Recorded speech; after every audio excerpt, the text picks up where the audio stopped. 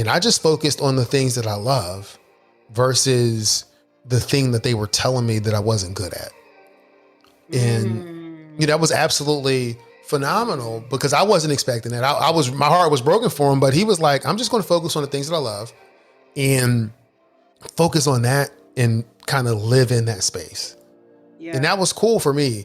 And, some people are like, well, does he want to get better? What is he going to do? First of all, I'm just happy that he's not disappointed. I mean, he's not blaming anybody else, right? And he's not mad and all this other stuff. So that's the first things first. Right attitude, you approach it right. The rest of the stuff we're going to be instilling. We're going to be working on running. We're going to be working on getting a little bit more competitive. I signed them up for some different classes. And so those things are happening, but having the right attitude is huge.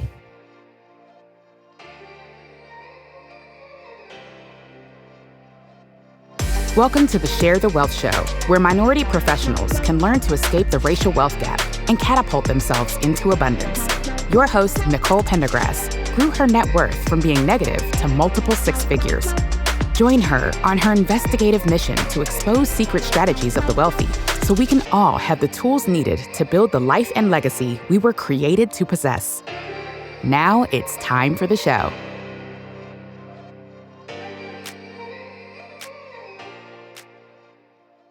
Welcome back, everyone, to another episode of the Share the Wealth Show. I am your host, Nicole Pendergrass, and today I have the pleasure of speaking with Dr. James Bryant.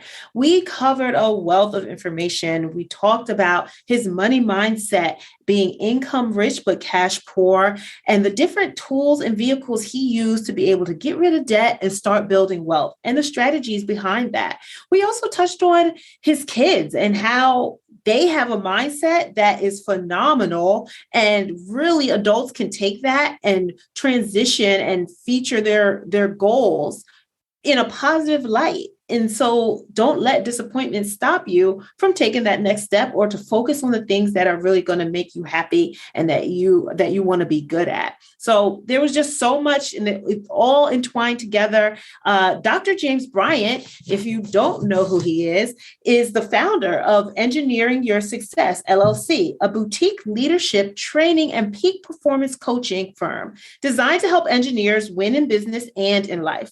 Dr. Bryant believes that you can build a business of your dreams and have a life that you absolutely love. He has over 20 years of experience leading teams and organizations in the private and public sectors, and is the host of Engineering Your Success podcast. Dr. Bryant is a professional engineer, certified John Maxwell Leadership speaker, a trainer, and a coach. And most importantly, he is a loving husband and father. So on the real estate side, he's actually invested in real estate. He's an alumni of the initial Myers Methods of Multifamily Real Estate Investing course. And also he uses joint ventures as an ownership stake in 4 multifamily properties that have a total of over 85 units. And that's just part of his wealth building strategy. And like I said, he did use a bunch of other vehicles within his journey. So you want to stay tuned and listen to what those are. So without further ado, here's the show. Welcome, everyone, to another episode of the Share the Wealth Show. And today, you heard a little bit about his bio, but we have with us James Bryant, the man, the myth, the legend, right? Yes. Nicole, how are you doing? Good. How are you? And thank you for coming on today. I really appreciate that. I'm doing great. This was the highlight of my day. I've been looking forward to this interview all day. I'm so excited that you asked me to come and join you and to talk about sharing the wealth. It's an absolute pleasure and an honor for me to be here. Thank you. I really appreciate it. Okay, so let's just jump in. I gave a high level overview of your bio, and your journey and all the different things that you've experienced. What was one of the big highlights or aha moments, paradigm shifts, whatever you want to call it, that kind of changed the trajectory of your journey into leading you to what you're doing today? I would say getting to the point where I realized that I didn't have to do it all myself, and that going it alone is a slow strategy it could be a slow strategy towards wealth, but it could also be a slow strategy towards death because you're doing so much and you're not empowering other people or building a team or finding like-minded people that can help carry the mission that you have. So for me, it's doing well while doing good, wanting to make sure that the money that I have is invested in projects where people are actually, they care for the tenants, they care for the neighborhood, and they're not trying to be slumlords. But before we dig into that, we'll talk about way back when, kind of growing up, not even growing up. I won't go back that far, but I'll go to early on in our marriage. So early on in our marriage, I would say that we were income rich, but cash poor. Oh, let me just clarify. In James and his wife's marriage, me and James are not married. Yes. I didn't, just the way it sounded, I was like, in our marriage. And I'm like, maybe we should clarify that. Not our marriage, but my wife's picture, for those of you watching the video, is behind me with my kids and family. And so, yes, in my marriage, my wife and we were, I would say, income rich, but cash poor. We had nice incomes, nice jobs. We were making good money. We purchased a home, but we were actually just cash strapped. I mean, all the money was coming in and it was going to pay the bills. And this wasn't an issue of us really trying to live beyond our means. It was just tough very early on. We had to make some really tough decisions. And the number one decision was really to get out of debt. And so we worked very hard to get out of debt, from, having lots of credit card debt to doing credit card balance transfers, switching money around from place to place and say, okay, we're going to put this money over here because they're charging 0 interest right now. And then we're going to pay this one off. And then before this interest comes due, we're going to take that and shift it back over. So we played this shell game for a few years, working and whittling down our debt. My wife used to also play the harp. And so she had harp jobs on the weekends. And so we were hustling, doing what we needed to do to pay down debt. And then we slowly but surely began to build a nice cash position. One of the things that both of us were really keen on, even while we were paying off debt, we were contributing to our retirement accounts. So we were fully funding our retirement accounts at the time. Then we started having kids and, we got to pay for, we need to save for college and we need to save for this. So we had this long journey of just really trying to figure that out. I can remember us using Microsoft Money. For those of you that may not remember, it used to be kind of Microsoft's answer to like Quicken and some of the other money management tools. But the great thing about Microsoft Money at the time is it had a cash flow projection function. So we would have all our bills in there. We would have our income coming in. And then every month we would look at the projection. So that really helped us to see if we have some recurring bills or some things that are coming up 6 months from now. If it went from green to red, we knew we had a problem and we had to do something different. So we watched that really, really closely. And then our focus started to be on paying off our mortgage. So we were aggressively paying off our mortgage, Nicole. Now, there's some people that are like, why are you going to pay off your mortgage? It's cheap money. You should take that money and invest it here and invest it there. But there's a psychological kind of impact on reducing your debt and a sense of feeling safe and secure. And so we were rolling down that path. So I would have different people that would talk to me about different investment options, whether it was a single family or multifamily, but none of those things really appealed to me because whatever it was had to draw me away from the allure of paying down my debt. And then that's where my good friend and now business partner, Jerome Myers, comes in and he says, hey, I'm thinking about investing in apartment complexes. Really? You're thinking about investing in apartment complexes? Tell me a little bit about it. So he began to share, kind of the memorandums and different things that he was looking at. And we decided that, hey, you know what? I think this sounds good because I think this will allow me to build generational wealth. It will help me make an impact in the community that was important to me. And that's where the whole concept of doing well while doing good kind of came into play, and looking through the projects and different things that he was presenting to me. So eventually I started investing with him. We've done 4 deals, mostly joint ventures, and I've been a main partner in all of those deals. And so obviously my wife and I, we've moved past the income rich and cash poor because we had to have some cash to actually invest in these deals. Yeah. Okay. All right. So there was a lot there, and so many. That's why I stopped talking. That's why I stopped talking. I wanted to give you some time to interject. Yes. Okay. Did you actually finish paying off your house before you ended up investing with Jerome? No. We still How have. How close did you get? We got pretty close, and we're still moving even closer. I think at the time, maybe $150,000, $180,000 left on our house. Mm-hmm. And this was 5 years ago. Okay. When we started investing in multifamily properties. We're still aggressive, but the last I've checked, I think we owe about $88,000. Okay. Right now. So if you had $100,000, would you invest it in a multifamily deal, or would you pay off your mortgage? Right now? Yeah, right now. Am I investing with you? Hey, I don't care who you're investing with. In the future, you better save that $100,000. Yeah. Forget that mortgage.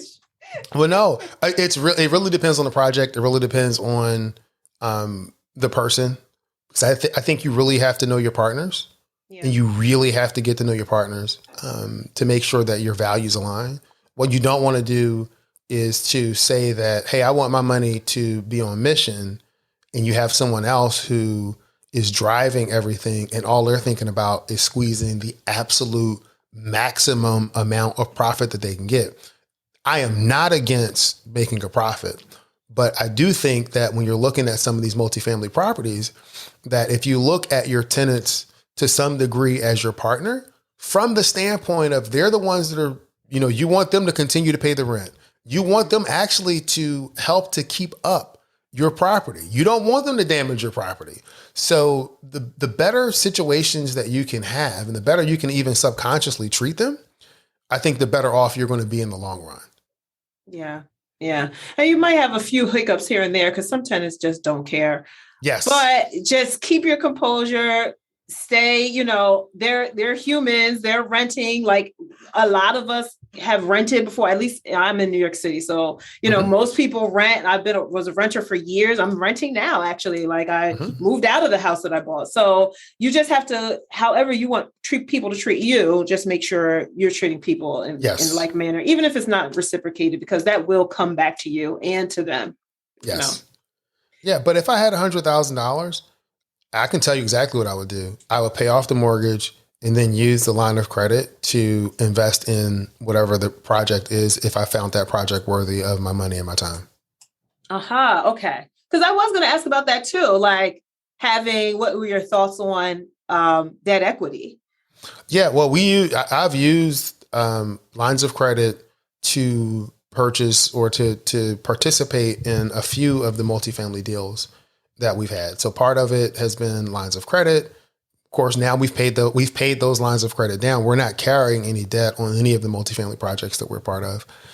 We've also tapped into our retirement account to kind of borrow funds against the retirement account. People are like, why would you do that? The way it was set up at the time, I was able to borrow like $50,000 at like 1.5%.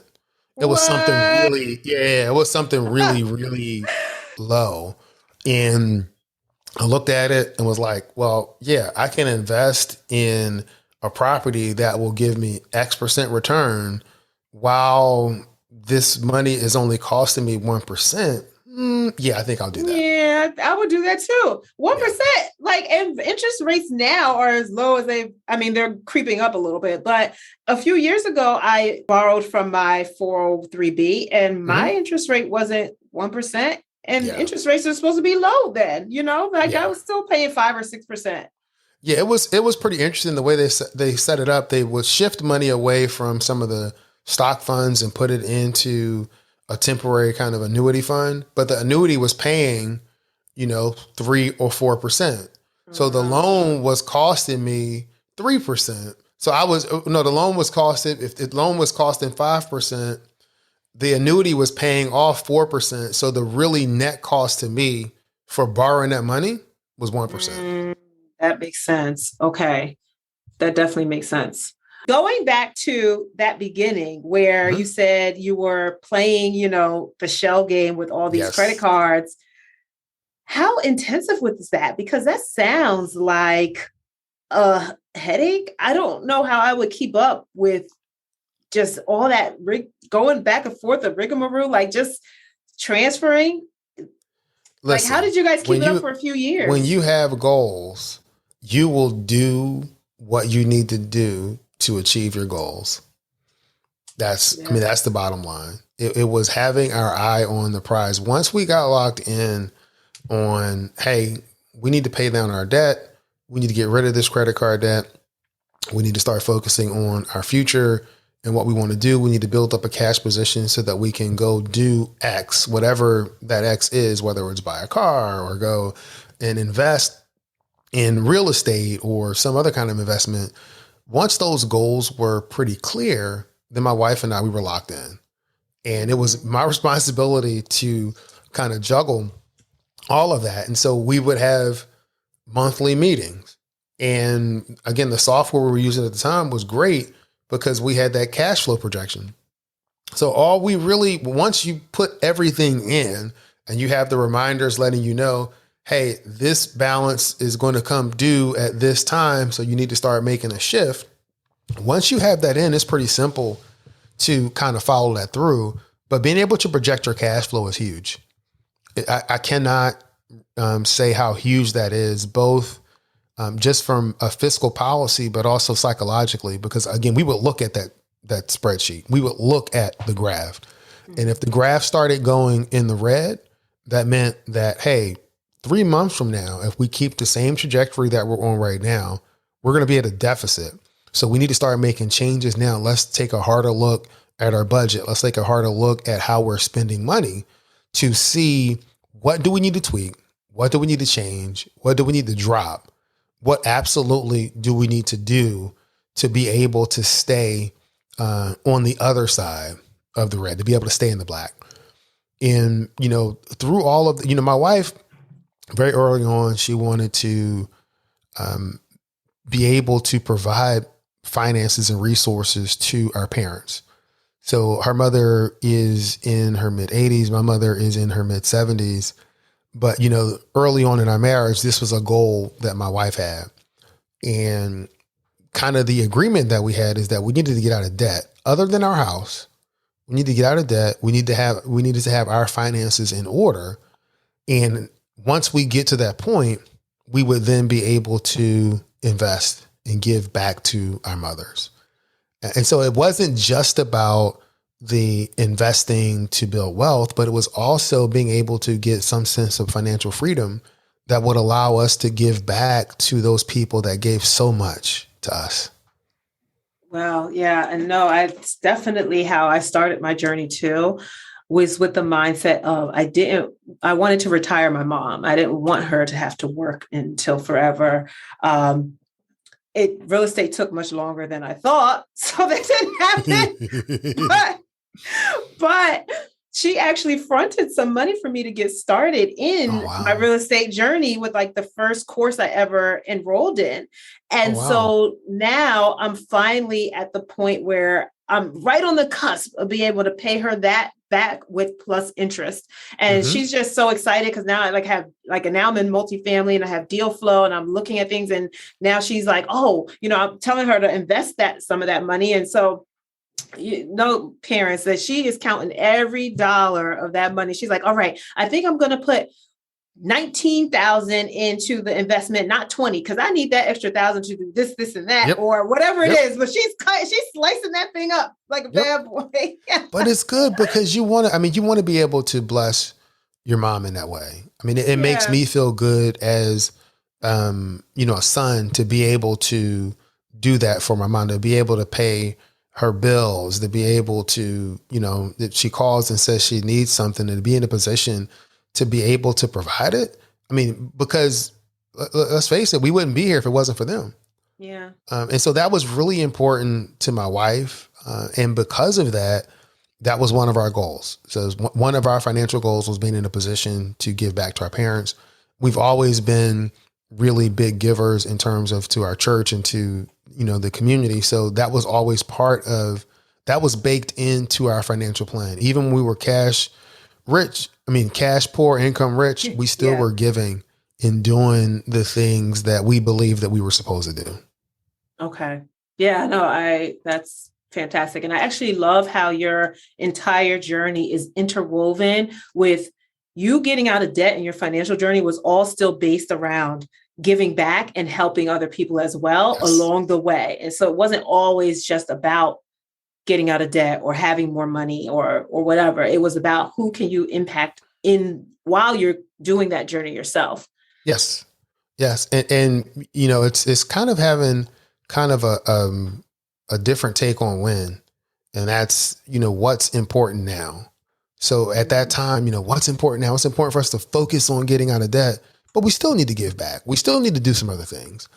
But those things, I guess just like success is a journey and it shifts, how we view and use money and leverage money begins to grow as we grow. Yeah. Okay.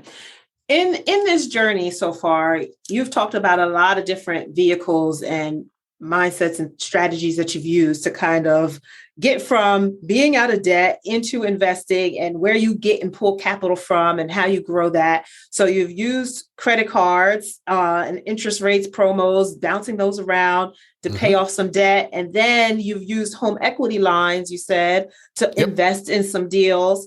And you've also borrowed from your 403k or 401k to invest in deals as well, because you're using that interest arbitrage. Actually, the HELOC and the loan from your retirement are both about interest arbitrage, like investing that in something that's going to give you more return, more percentage back than you're paying out.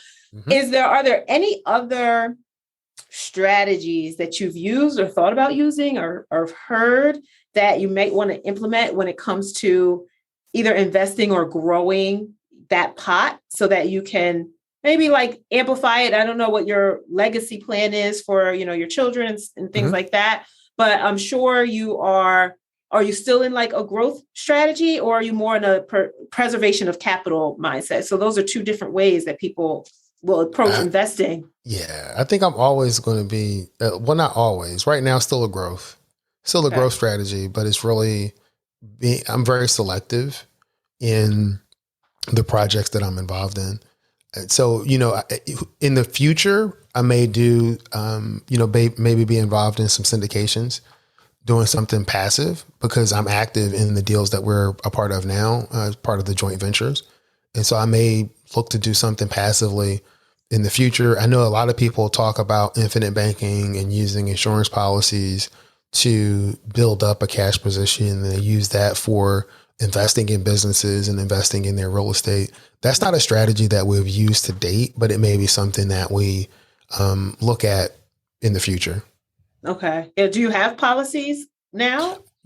We did the old school, actually, what they tell, what some people will tell you to do: buy term and invest the rest. We actually bought term and we literally invested the rest, which is how we were able to make the investments and pay off all of the other debts that we've had on those investments.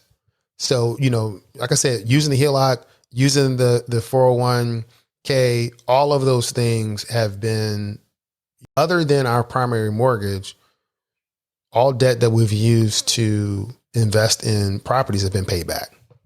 Okay.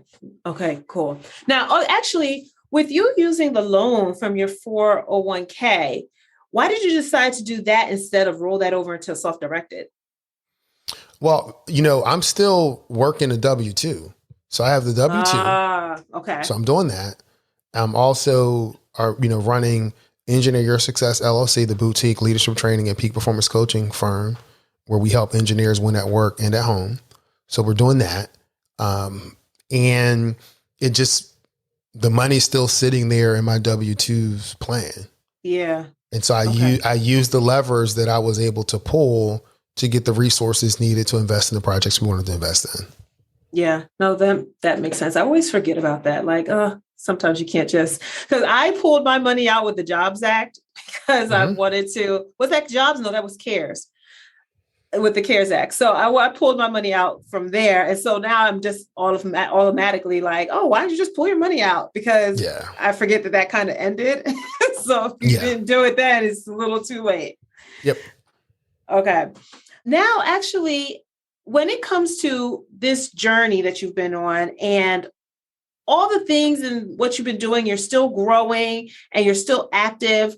I see some posts that you put out about your son, and his mindset is kind of super on point. And, like, how do you instill that? Is that part of the bigger plan? What if he doesn't want to do real estate or whatever else you're doing? If he doesn't want to, pick up your Better For You and your other businesses, how do you kind of plan to pass on some either financial legacy to him or just knowledge, or what's your basic legacy plan for your kids? So we have two kids. They're 13 and 14. Both are great kids. Love being a dad and a husband. And, what I'm learning is your kids see who you are, not who you project to be. And they begin to follow your cues.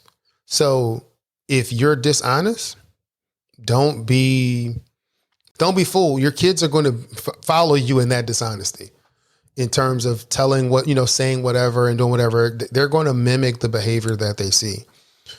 And so I'm really super proud of my kids, and you're right, their mindset. There are a couple different, stories posts that have been going on. One was my oldest son called me one day in the middle of school, and he's like, "Hey, Dad, what's up?" I was like, "Hey," and I'm thinking something must be wrong. Something's going on at school. I might have to go pick him up. What's happening? Yeah. And he says, "I just called to say thank you." So now I'm really concerned because it's a school day. My son is calling me and he's saying thank you. And I'm like, I'm looking at the phone and I'm like, is everything okay? He says, "Yes, I got my grade back on my 1-minute pitch project. Thank you for helping me develop that 1-minute pitch and practice it. It really worked. I appreciate it." And he said, "That's all I wanted to tell you. Goodbye. Love you." Click. And I was like, wow. So that really, kind of touched me, is that I try to really structure my life to be fully present and involved in my family. And so being here, being involved, being able to have an impact, that's the legacy that I want to leave, is being present with them, right? Yeah. Because I can leave them money, I can leave them resources, but if I don't instill a know-how, and if I don't instill the fact that they're important enough for me to be physically and mentally present with them, I think that's part of the legacy. So my youngest son, and this is the post I think earlier this week, he tried out for middle school track. He didn't make it. He sent me a text message. I didn't make it. My heart was broken. I'm like, oh my God, how is this, how is he going to be? So he asked me to come pick him up. I go to pick him up. I'm like, "Hey, Nate, how's it going?" And he's like, "I'm okay." I was like, "No, let's talk about it. How are you feeling?" He's like, "Well, I'm disappointed." I was like, "Okay." It was like, and he says, "Well," so I said, "What did the coach say? What did they say?" He said, "Well, Dad, once they started, they said you have a good attitude, but they want you to," she said, once they started talking and I knew I wasn't going to be on the team, I just checked out.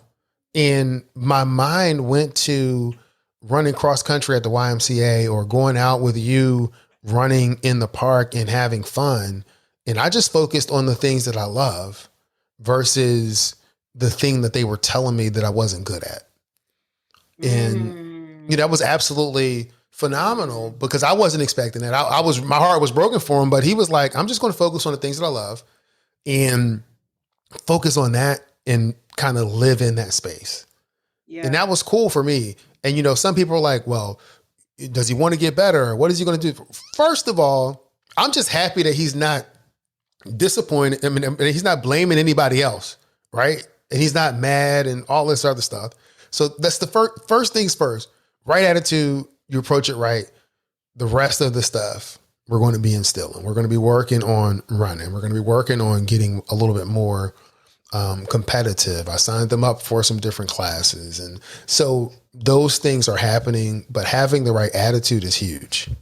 Yeah. And you know what? His mindset, that's going to take him very far in the future because there's a lot of adults who don't take that type of framing of the situation. Like they are not going to say, oh, well, I'm not going to focus on what I'm not good at. I'm going to focus on what I love. Because then guess what? If he just focuses on loving running in whatever other situation he can, he's just going to get better at it and do it naturally because he just likes doing it, regardless of what other people are telling him. Yep. And taking accountability for it, that's huge. That's something that took me even a while to think about and to realize. At 13, I would not have been there. I would not have been there. No, definitely wasn't even thinking about that. I'm jealous of my friend who got the role over me. I sang it just as good. You know what's going on. So I definitely wasn't there. Oh, no, not even I sung it just as good. I sung it better than so-and-so. I don't even know what they were thinking. Did they hear the same thing that I heard? So, yeah. That's where I would have been. I'd have been right there with you. Oh, no, definitely there. Wait, don't go yet. Have you been looking for a way to get started in real estate investing, but you just don't know how? You need the Launchpad. It's brought to you by my company, Norvest Holdings. And the Launchpad is a free guide with a ton of resources I've compiled to help you invest into your first real estate syndication. It includes terminology, book resources, video explanations, all the information that you need. Don't know what a syndication is? I got you covered. How to find a good operator, how to even tell if a deal is good or not without having to know how to underwrite it all. It's all in there. The Launchpad is designed to help launch you into the next stage of your investing career and get you invested into your first multifamily syndication as a passive investor, meaning you can be a landlord and own a piece of a large apartment building, but still go about your day-to-day life without having to stop and learn every single detail about what's under the hood and how it all works. The link to the guide is in the show notes. Make sure you sign up today. Again, this is a free resource and guide. And if you have any questions at all, please feel free to reach out to me. Now let's finish up the show. Okay, so talking about your son's wanting to, I guess, be focused on positive and something that he's really good at kind of leads me into this next question. These are the questions that we ask every guest, right? So this one is, Warren Buffett said, diversification is a protection against ignorance. So I take that to mean that, people diversify because they don't really know what they're doing, and which I think leads back to what your son's statement, like he's going to focus on what he loves. So he's going to focus on that one thing and get really good at it. But diversification, ignorance, like what is your take on that statement? Ooh, that is a interesting statement. I am going to think about it from the standpoint of marketing. Mm-hmm. And when you're doing something in your marketing, what do they tell you to do? Do they tell you to diversify? No, they tell you to niche down. Why? Because when you begin to niche down and you begin to speak to your particular audience, you will broaden your impact because you become much more knowledgeable about that thing, about those issues, about those people. And I would say, diversification in finances, I get it. You don't want to put all your eggs in one basket. You want to make sure you have different streams of income. So, diversification in and of itself is not a bad thing. When you talk about people that are looking for financial freedom, they want different streams of income. If you're looking at real estate, you're not just going to buy one multifamily property. you're going to buy several multifamily properties. You're diversifying where your income is coming from, even if it's coming from within that class. And so I think it's really beginning to niche down and see is it going to be stocks? Is it going to be crypto? Is it going to be real estate? What's going to be your thing? Because you can only be an expert at so many things. And so even if you're looking to generate income from other areas, then which one are you going to be the expert in? Which one are people going to look to you to be the authority to speak about, to talk about when it comes to investing and moving forward? I love that. Okay. That makes a lot of sense. You can't be an expert in everything. So pick the thing and get good at it and know what you're doing. And that way you won't lose all the eggs that are in that basket. Yeah. And then you can align yourself and you surround yourself with people that are experts in those other areas or people that you know in your network that may provide other opportunities for you. Yeah, no, exactly. Because you just never know. When you get started on one particular journey or path, the other people who are in that same realm are going to start flocking to you. They're going to be attracted to you because you're being very specific. Okay. Second question. You played Monopoly before? I'm sure. Yes. Okay. Yes. I'm waiting for somebody to tell me no. No one has yet. But I don't want to assume. So in Monopoly, are you buying Boardwalk or Baltic Ave and why? You know what I'm thinking? I know where Boardwalk is at. I don't even know where Baltic Avenue is. So they're right next to each other on the other side of the go. So, but Baltic Avenue's on the low. I'm buying Boardwalk. Okay, why? Because Boardwalk, you know, if someone lands on Boardwalk after I have built up the property, that has a quicker chance to end the game. Very true. Very, very strategic thought process. And then, and if I buy Boardwalk and spend all my money and I lose, then I stop playing the game earlier and I can go do something else or just watch the rest of the family do it. So that is a great way to think about it. Actually, you know, if I'm not good at it, at least I lose my shirt early and I go focus on something else. Yeah. You lose all the eggs in that basket. Go be an expert in another area. Yeah. Nice. Okay. So that's a wrap, you know, like thank you for being with us today. And how can listeners get a hold of you if they want to talk, if they want to network, if they want to be involved with or listen to your podcast? Let us know how to find that. Yeah, I'm sure you're going to include a link to the podcast in the show notes, but the podcast is Engineer Your Success with Dr. James Bryant. You'll see my smiling face there. We provide tools, tips, and techniques to help you win at work and at home. We really talk a lot of issues about work-life balance, expanding your ability to communicate and to be an effective leader. Even though it is marketed and targeted towards engineers, there are several people that are not engineers that are listeners of the podcast. If you look at the reviews on Apple, that's what they'll say. They'll say, well, you know, this is not just for engineers. You'll be able to get some things that can help you move forward in your journey.